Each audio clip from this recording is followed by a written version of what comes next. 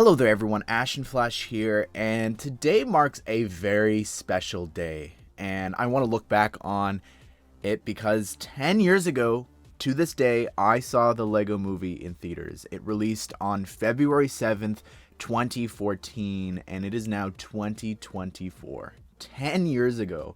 That movie changed so much, I would say, for myself, for the Lego community as a whole. It just is crazy to look back on. So I want to talk about that and take a look back real quick. So the first thing that I want to talk about is the trailers. Those original trailers, still to this day, like, just flood me with nostalgia emotions. Like, I look back at those so fondly. I think of specifically the songs. Like, that probably was the first time that I heard Wake Me Up by Avicii, which is probably my favorite song. And that, again, because I would watch these trailers literally on loop nonstop, it just the nostalgia for that song just whoosh takes me right back to 2014, when I was still in high school. And that was just such a special time period with these trailers, like seeing all of these little snippets, specifically of what I don't even know if we knew necessarily back then, of Cloud Cuckoo Land, and all of the different master builders and different things that we would see. I remember just being on the Lego wiki, or maybe it was even on Eurobricks at the time, and just every little clip or new TV spot that we saw, and we were like trying to figure out like really blurry images of, oh, who's that in the back? What minifigure is that? Again, it was such a time period. Like, it was just unlike anything else that we'd ever seen before. Like, oh my goodness, we could see this person in the Lego movie. But those original trailers, like, they didn't show us everyone. I think we didn't even see Lord Business specifically until the second trailer. And like, we did see Batman, which at the time, like, might not seem like a lot now, but the Lego DC superheroes theme had only started in 2012, so this trailer came out in 2013. So the fact that we're like, oh my goodness, he's in a fully motion picture thing here, like, that just was crazy. I want to talk about the sets. I was looking back here at my original news sources, which would have included, of course, Eurobricks and different things that I talked about, but Brickset, the Brick Fan, and also Just Too Good at the time. It was just black backgrounds with white text. That was the original Just Too Good that I watched when I was still in high school. So that was those were the reveals of a couple of sets back then, and it was pretty crazy to see these things. That probably gave us some spoilers for sure. I mean, if you look at Lord Business's Evil Lair set, which is just phenomenal with just everything else that you've got going on, you could see the crazy glue, the Craggle, right? That spoiled it for us. We also saw some real life different things with like the battery and stuff like that. So it was just such a cool set, though, like revolutionary for sure. I just like looking at President Business and or Lord Business and how they did that with those giant legs and how that's attached to the legs, and all those pieces are just so cool. Oh my goodness, Vitruvius as well was just awesome to see, and what a crazy just batch of sets. I just want to go through and talk about some of my favorites, the ones that I got originally. I think I got the Getaway Glider for sure. That one was so cool. I really love the mustache piece there, and the Melting Room I think I got day one as well. Cloud Cuckoo Land as well was another one, because I really wanted just regular Unikitty. I liked the one henchman chasing them and everything. That was really cool.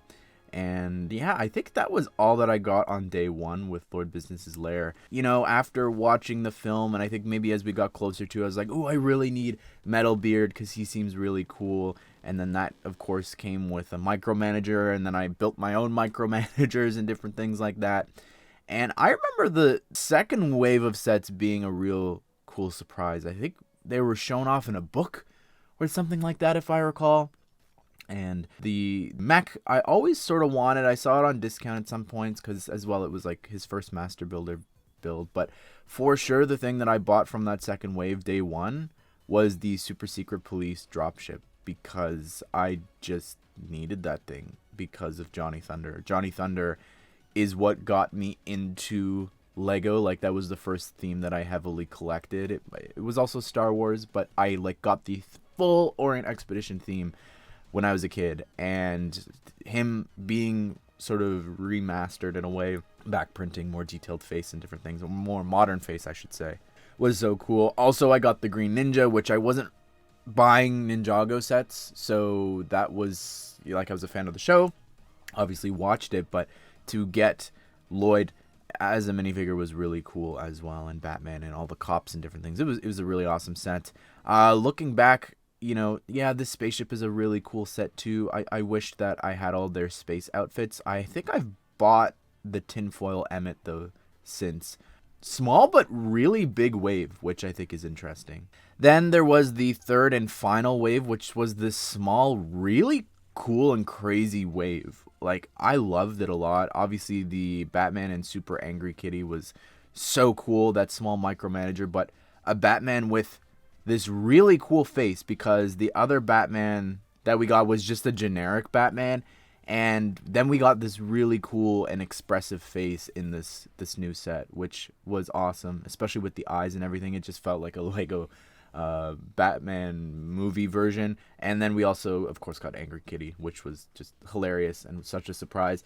And then there was the double-decker couch set, which I was so happy about, because it gave us like all of these characters here in the small set. It gave us Ghost Vitruvius, which was so cool, but like Unikitty sitting down. We even had his car, which was this other small like promo, or it was like a make and take, I think, at the Toys R Us or something like that.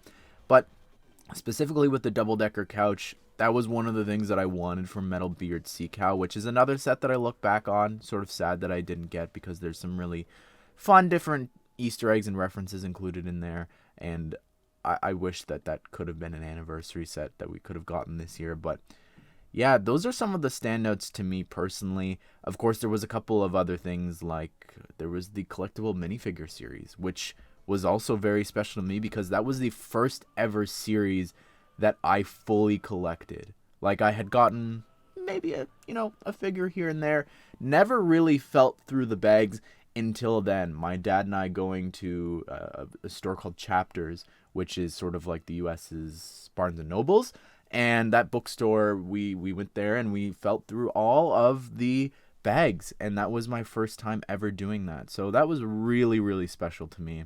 So we kind of hopped around there all the way to, we jumped ahead to, I guess, 2015 with some of those sets. But going back to the movie itself, it was just so special sitting down and watching all these Lego-ized logos and different things pop up on screen, and, going with my parents and hearing how well the movie was being received as well. Like, that was just insane.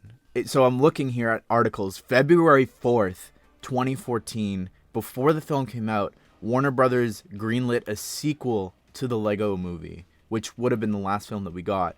So that in itself is really crazy to do. Like, that's incredible. And I just remember being blown away by the film. I remember the twist of the actual human world and the man upstairs and different things. A book. The day of the film spoiled that for me. I remember getting the book after school and then reading through it and it talking about that or showing something in it, and then it spoiled it for me literally like an hour or two before going to watch the movie. But again, it was just such a time period. Like, the amount of people talking about Lego just increased tenfold. Like, I remember going to school, like, would have been the next week, I guess, and people were talking about it, and people were like, "Oh yeah, you're the kid that liked Lego, like you're that person," and I love the Lego movie, and they like came to me to talk about it. I remember as well, just whenever you would like mention Lego as a hobby, it was just such a different perception that people had, because they saw it in the Lego movie, right? They saw it in the basement. They had this different understanding of, oh, Lego can actually be really cool. Like, there's all these different themes, like, the film got Star Wars in there somehow, and different things like that. Like, people had no idea. A lot of times they would just think of, oh, it's just that kid's toy, right? But now, after the movie, it changed so much. I remember doing, like, whenever I was in university, I would always try to do projects and different things, whether it was about Lego or maybe superheroes, and I did that all throughout high school as well. But I remember doing presentations in university, and then people would come up and be like, oh my goodness, like, I love the Lego movie. And I guess at that time the Lego Batman movie was either coming out or had come out. That was for sure one of the turning points for the Lego company. So yeah, this is one of, if not my favorite movie of all time. It really changed so much, and I love it for that. I love all of the subsequent Lego movies that we got because of the huge success that this was, that it wasn't just this commercial, it was actually a really good story.